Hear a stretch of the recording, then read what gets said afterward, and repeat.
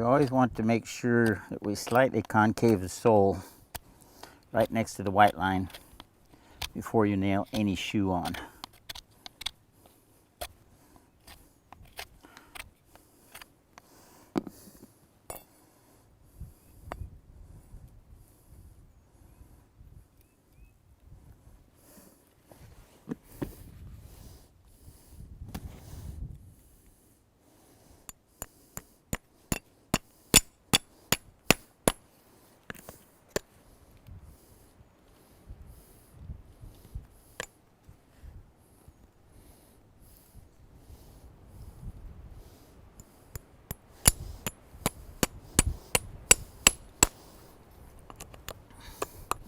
Here you can see that I've gotten in a hurry and I've made a mistake. The inside looks really good, very symmetrical. The outside, see how I've cheated and my shoe is underneath? As long as I can drive my nails safe, I don't care if I'm a little bit under. But as a shoer in a professional job, I made a mistake. I can pull the shoe, straighten this branch a little bit more, tuck the heel, and it would look better. Well, they make these tools here that are called shoe spreaders, and from the pivot point, this branch is longer than this one, so wherever I put that long side, that's the side that'll bend. So I can come in here, and you see how just squeezing with the shoe spreader, I'm opening up the foot. And then I have to ask myself, does it look too trashy?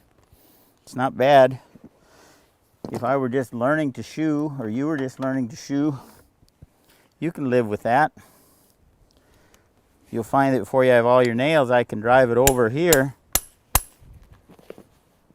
I can drive more nails on this branch first, and the shoe will shift away from the side that I'm driving the nails. You see how this straightened up? You see that we're over with a reasonable nail pattern. We can finish shoeing the horse before daylight. I don't show you these tricks so that you can purposely be sloppy, but you need to not get so emotionally involved. You become a really good horseshoer by practicing a lot. And you have to make mistakes if you're going to learn something. So don't be too hard on yourself. And what you'll learn in shoeing horses is do your best. And if you see something that's just tweaked a little and it's not as perfect as you'd like it, learn from your mistake, but forget it before you go to your next foot. If you have all of this baggage about how bad a job you did shoeing the right hind foot, when you go to the left hind, it'll be worse. So make your mistake, learn from it, get over it. It's just a horse, shoe it. But it's a good horse, so do a good job of shoeing it.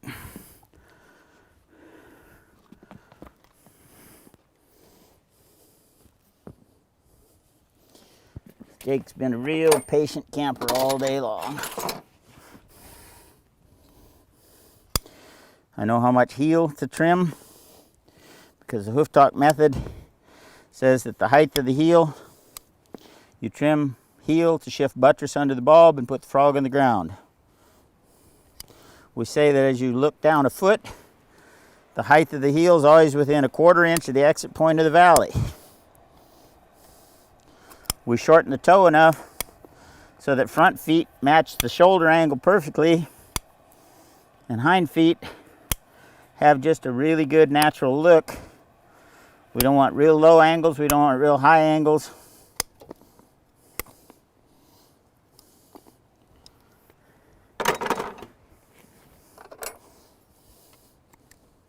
On the frog, when you see frogs drifting, it drifts away from it drifts to the high side. He was high on the inside heel, so as he would slide, the frog would roll towards the high side. The feet are so dry right now. My knife isn't even sharp enough to clean up that frog in a good way, so I'll remove it with my nippers. To rasp, cut a flat surface with your nippers. In using our nippers, we set it, and as we walk around, we keep the pivot point perpendicular to the surface we're establishing. We have an imaginary beam in the center of our handles, but we only watch the outside blade. We cut. Here, when we're cutting, we watch the outside blade. You have it in the nipper track. You move it half the width of the nippers. You watch the outside edge, and you walk around.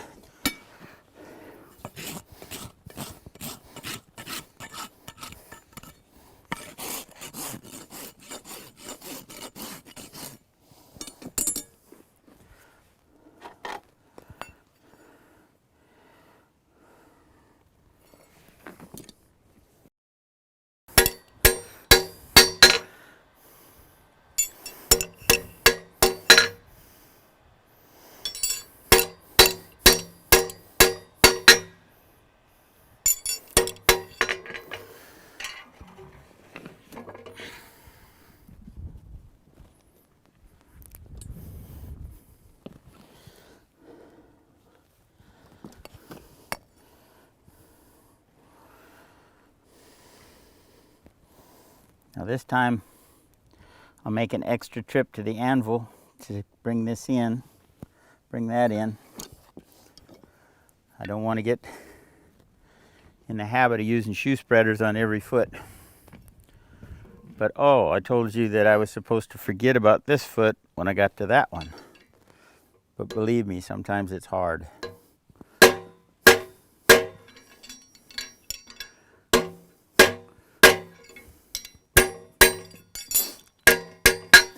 Wondering,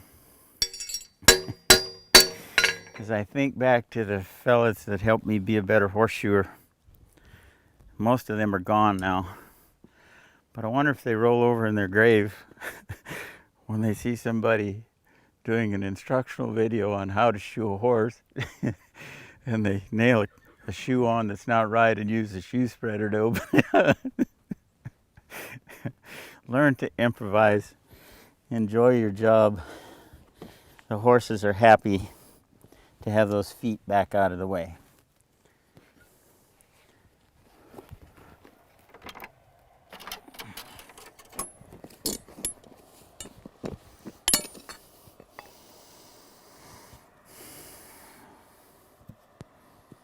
You notice that once I've used ink on a foot or two, I'm looking through and I'm seeing the white line, and I'm driving my nails. You'll also notice that a lot of times I don't tip over, I don't look. Watch where my fingers are. Feel there, 3/4 up, set it, drive right to that finger.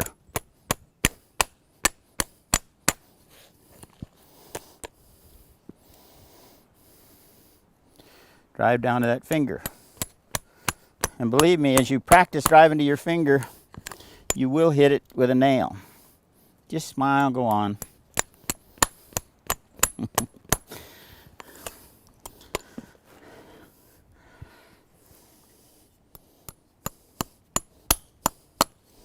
Another thing that can help you in learning to drive nails is learn to position your head right above it so you're going right straight down at it. Don't hit yourself in the nose. But oftentimes driving nails is hard. If you're out here, you can't see where your hammer is swinging. If you look right straight down so all you see is the head, that helps you learn to drive better nails.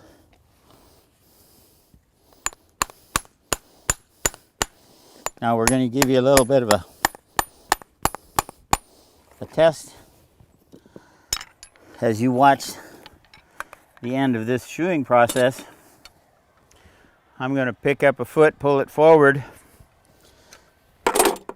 and it's the exact It is the exact same routine on each foot. The first foot, I will describe the process. The second foot, you watch along and see if you can guess my next move before I do it. And then on the last hoof, we'll describe the process again. So I'm coming in here to finish his right front foot. I pick a healthy position with the stand. I'll cut the ring off. So I'll cut the excess nail about 1/16 of an inch longer than just being flat. Smooth side of the rasp to the hoof wall. I'll go along and I'll remove the bug eye.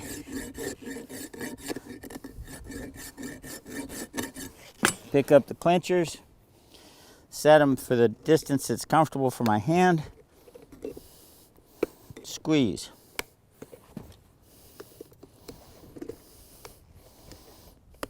So we're talking you through finishing. We use the rough side of the rasp to back the toe up. I've banked the front of this shoe to really give him a circumference that rolls over easily, and it's banked from this nail pattern all around through the toe. If I don't have enough height on the heel, instead of him standing square, he'll camp a little bit forward on this foot. So maybe if he's going to camp forward, maybe I should have elevated the heel a little bit. Problem was, I'm out here on the ranch and I don't have any blocked heels in his size, so we tried it today. If he's not comfortable, I'll have to do it over. Now you saw the routine. I won't talk you through the routine this time. I'll only do it. And as you follow along, see if that's what you would have done.